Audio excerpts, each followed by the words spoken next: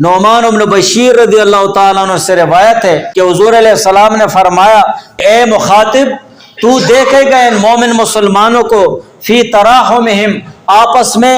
ایک دوسرے پر رحم اور کرم کرنے کے معاملے میں، وتوادہم، اور ایک دوسرے کے ساتھ پیار اور محبت کرنے میں، وتعاطفہم، اور ایک دوسرے کے ساتھ مہربانی اور نرمی کے معاملے میں، کمثل الجسد، ایک جسم کی طرح۔ حضور علیہ السلام نے کتنی انتہائی زبردست مثال دی ہے۔ مومن مسلمانوں کے اتفاق،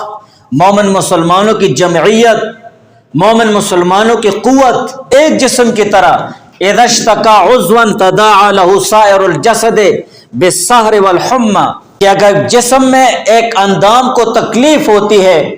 تو سارا بدن بیداری اور بخار میں مبتلا ہو جاتا ہے۔ حضور علیہ السلام نے مومن مسلمانوں کی قوت اور طاقت یہ بتلائی ہے کہ طاقت اور قوت جمعیت میں ہے، کہ جب تک یہ مومن مسلمان ایک جسم کی طرح ہوں گے تو یہ کبھی بھی ناکام اور ذلیل نہیں ہوں گے۔ آج اگر ہم معاشرے میں ذلیل اور رسوا ہو رہے ہیں، چاہے گھر میں ہو، چاہے باہر گلی کوچوں میں اور معاشرے میں ہو،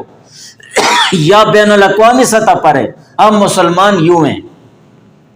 نفس نفسی کا عالم بنایا ہوا ہے، ہر ایک کہتے ہیں بس میں ہوں، مجھے۔ تو تمام مسلمانوں کو ایک تن